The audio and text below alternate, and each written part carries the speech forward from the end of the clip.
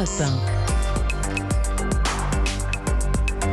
1. Bonjour Elisabeth Borne, Bonjour. Ministre du Travail. Bienvenue sur Europe 1. Elisabeth Borne, êtes-vous inquiète pour le candidat Emmanuel Macron ? Je ne vois pas très bien pourquoi je serais inquiète. Je peux vous dire qu'il est totalement mobilisé, totalement déterminé, à la fois à protéger les Français dans la crise, dans la guerre, face à la guerre en Ukraine, et puis aussi déterminé à porter un projet pour notre pays, projet pour avoir un pays plus uni, plus solidaire, plus fort aussi face aux crises auxquelles on est confronté, et on en a vécu beaucoup ces derniers mois. Je vous parle d'inquiétude, Elisabeth Borne, parce que effectivement, on voit que le président est accaparé par les dossiers internationaux, la guerre en Ukraine. Il est à Bruxelles, par exemple, depuis hier, bien loin de la campagne et du terrain. Ce matin, le journal L'Opinion rapporte les propos d'un des proches du président. Je le cite: le président est physiquement très fatigué et psychologiquement, il n'a pas envie de s'y coller, et cela se voit. Et c'est vrai qu'il arbore une certaine fatigue sur le visage, mais plus fondamentalement, y a-t-il un problème de motivation du candidat Macron à 15 jours du premier tour, Elisabeth Borne ? Enfin, je vous dis clairement pas. Il fait sa campagne quand il le peut. Évidemment, personne ne comprendrait qu'il ne soit pas mobilisé sur les enjeux qui sont majeurs pour notre pays, pour l'Europe. Mais il a participé à des réunions publiques, il a fait des émissions de télé. Très peu, finalement. Alors, il va tenir un meeting la semaine prochaine, donc son slogan, c'est « avec vous », meeting anime demain pour vous, mais il ne sera pas avec vous, malheureusement, et avec les Je vous dis, il y a une situation internationale particulièrement grave. Il faut qu'il soit évidemment sur le pont pour protéger les Français, comme il l'a fait face à la crise sanitaire. Et quand il le peut, dès qu'il le peut, il est aussi candidat. Il tient un meeting la semaine prochaine.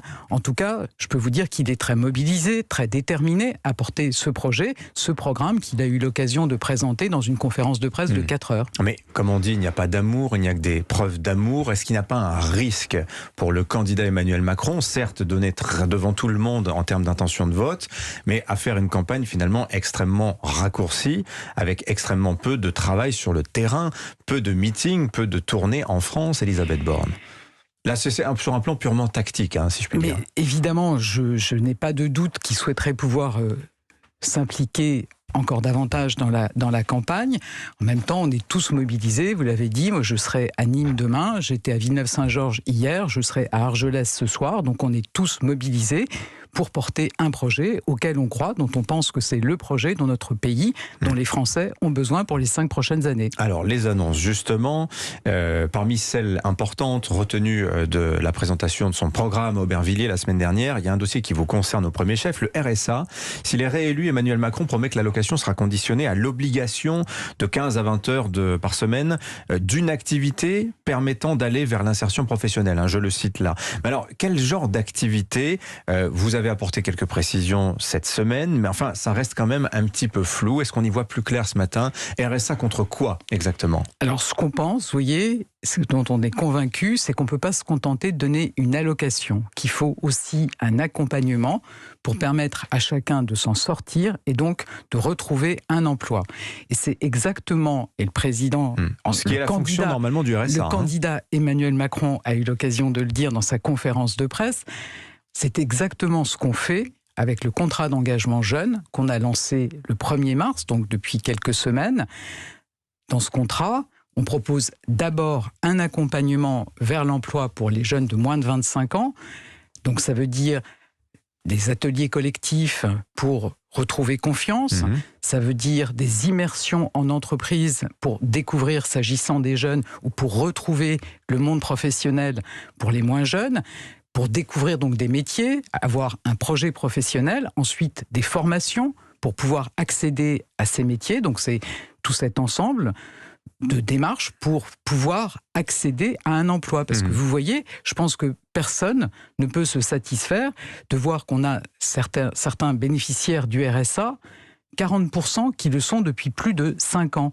on ne vit pas bien avec un RSA. On doit accompagner chacun pour qu'il puisse retrouver un emploi. Alors, on comprend que cette formation, cette remise sur pied pour l'emploi des allocataires du RSA, ce sera donc France Travail, si j'ai bien compris, qui sera chargé de le piloter. France Travail étant le nom du futur pôle emploi auquel on agrégerait tous les dispositifs d'accompagnement des chômeurs, qui est aujourd'hui partagé entre les régions, les missions locales, les associations. Mais c'est un peu le fantasme du guichet unique, d'une certaine manière, Elisabeth Borne. Alors, c'est pas le fantasme, vous savez, c'est très important qu'on puisse mettre en commun nos forces pour mieux accompagner les demandeurs d'emploi, les bénéficiaires du RSA, vers un travail. Aujourd'hui, vous l'avez dit, les régions sont responsables de la formation des demandeurs d'emploi, les départements sont responsables de l'insertion, ça peut être aussi le cas des intercommunalités dans leurs centres communaux d'action sociale, l'État est responsable de l'emploi, que des personnes qui sont très vulnérables, comme des demandeurs d'emploi de longue durée, des bénéficiaires du RSA, doivent passer d'un guichet à l'autre, on voit bien que ça n'est pas optimal. Et donc l'idée avec France Travail, c'est se dire on veut être plus efficace, mettre nos forces en commun pour proposer le meilleur accompagnement. Vous avez chiffré, parce que la fusion de Pôle emploi et des missions locales, ça avait été écarté mi-2019, quand Muriel Pénicaud occupait le ministère du Travail, parce que ça avait été jugé trop cher à l'époque.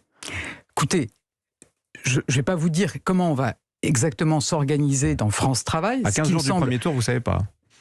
Forcément, ça fera l'objet de concertation. Vous avez remarqué qu'on n'est pas seul. Il y a des départements, il y a des régions. En tout cas, l'objectif, il est clair, c'est d'être plus efficace, d'être plus simple, aussi pour les demandeurs d'emploi, pour les bénéficiaires du RSA, de leur proposer un accompagnement global, parce que quand on est au RSA, on peut aussi avoir des problèmes de santé, des problèmes de logement.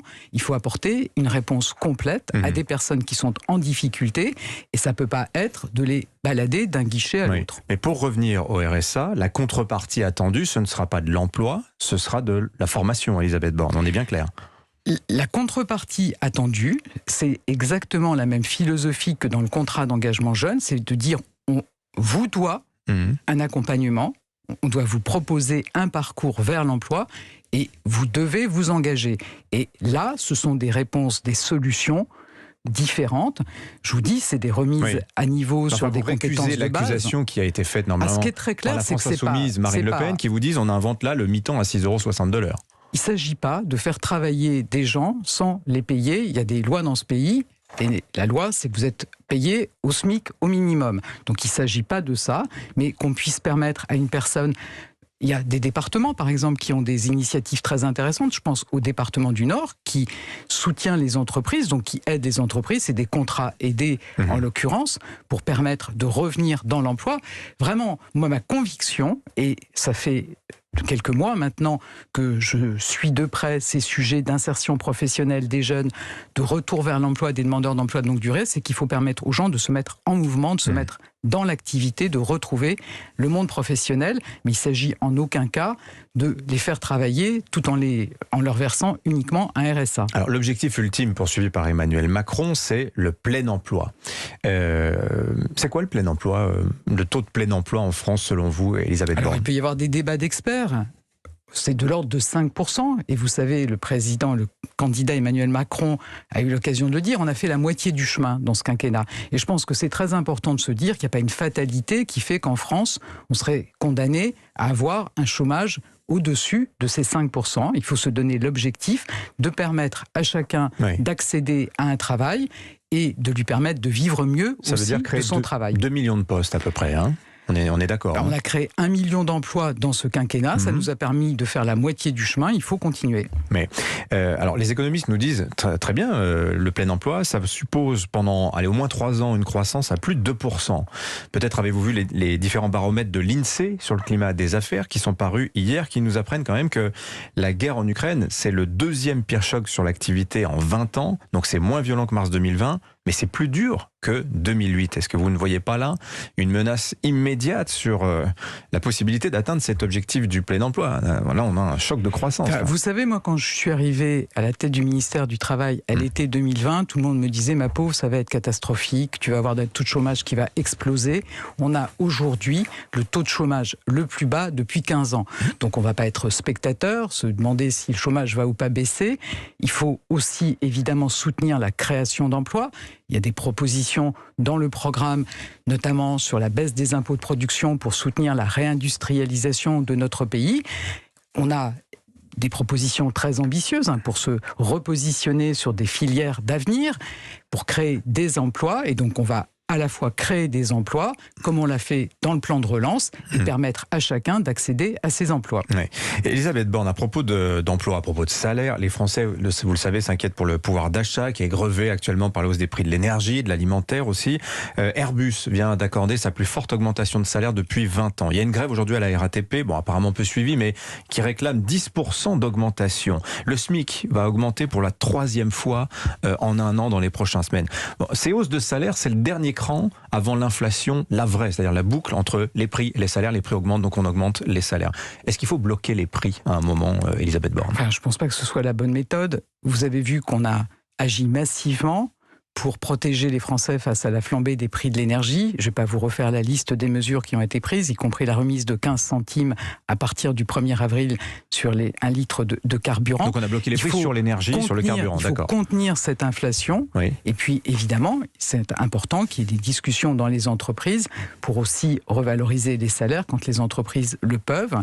Et comme vous l'avez dit, le SMIC, on a la chance d'être dans un pays dans lequel il y a une revalorisation automatique du SMIC quand l'inflation est importante, et ça devrait être le cas dans les prochains mois. Il y a beaucoup de chefs d'entreprise qui disent « Oui, mais moi je ne veux pas pouvoir augmenter comme ça. Si je ne peux pas monter mes prix, je ne pourrais pas augmenter les salaires. » Elisabeth Borne. C'est pour ça qu'il y a des discussions qui doivent se tenir entreprise par entreprise. On demande clairement aux entreprises qui en ont la possibilité d'être attentifs au pouvoir d'achat de leurs salariés.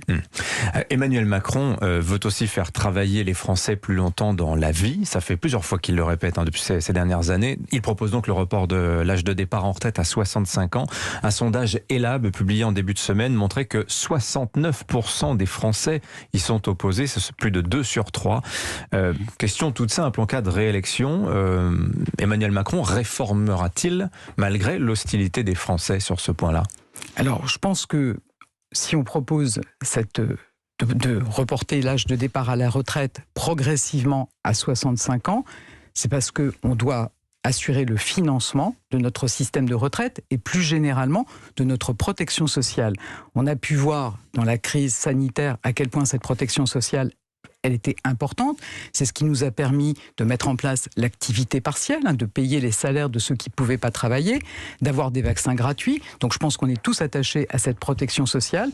Il faut la financer. Et ceux qui proposent de partir à la retraite à 60 ans, je voudrais qu'ils m'expliquent comment on le finance. Est-ce qu'on baisse les retraites ? Est-ce qu'on augmente les impôts et on détruit des emplois? Donc, notre préoccupation, c'est de pouvoir financer la protection sociale, de pouvoir consacrer davantage d'argent aux personnes âgées. Vous savez, c'est le sujet de l'autonomie, de leur permettre de rester chez elles dans des bonnes conditions. Donc, c'est effectivement indispensable pour financer cette protection sociale de travailler plus longtemps. Et moi, j'entends des inquiétudes de personnes qui disent « Moi, dans ce métier, je ne vais pas pouvoir continuer. » Évidemment, il y aura une concertation pour prendre en compte la situation de métier dans lequel il y a une usure professionnelle. Et puis, il faut aussi permettre... Il n'en a pas parlé de ça. La pénibilité. Je pense qu'il l'a dit très clairement, qu'il a eu l'occasion de le dire aussi avant, qu'il faut tenir compte de la réalité des métiers. C'est pas pareil quand on est dans un bureau ou quand on est par exemple carreleur, vous voyez. Et il faut aussi prévenir cette usure professionnelle et il faut aussi accompagner ceux qui sont dans des métiers qu'on ne peut pas exercer très longtemps pour qu'ils puissent aller vers d'autres métiers. Dernière question, Elisabeth Borne. Beaucoup de Français s'indignent du recours massif pendant le quinquennat du gouvernement à des cabinets de conseil. Alors, pour votre ministère, par exemple, le Sénat a recensé 88 missions confiées depuis 2017 à différents cabinets. L'État ne sait plus faire en interne? L'État ne peut plus travailler sans le recours à ces cabinets. Est-ce que vous comprenez d'abord l'indignation que ça suscite auprès de nombreux Français? Je peux comprendre les questions que ça pose. À la fois sur le plan fiscal, mais aussi sur le simple fait qu'on ait besoin d'avoir des consultants extérieurs pour gouverner la France. Vous savez, je pense qu'on n'a pas des informaticiens, par exemple, quand on veut développer des systèmes d'information, des systèmes informatiques performants pour faciliter c'est la moitié des missions de conseil pour seulement, faciliter la vie des Français, c'est important. Je pense qu'il faut effectivement, et les fonctionnaires de mon ministère sont très mobilisés, ils l'ont été particulièrement dans la crise sanitaire et ils le sont à chaque fois qu'il faut protéger les emplois, mais on peut avoir besoin de compétences, il faut le faire avec beaucoup de vigilance, le moins possible, mais on peut aussi avoir besoin pour aller plus vite. Donc 88 missions pour votre ministère en 5 ans, vous n'avez pas été occupé par exemple, moi, c'est le minimum. J'ai eu l'occasion de faire appel à un cabinet, par exemple, pour voir comment on pouvait être plus rapide pour payer les primes qu'on a mis en place pour l'apprentissage. Que ces primes soient payées rapidement, qu'on travaille sur les circuits d'information, les circuits informatiques, je pense que c'était important.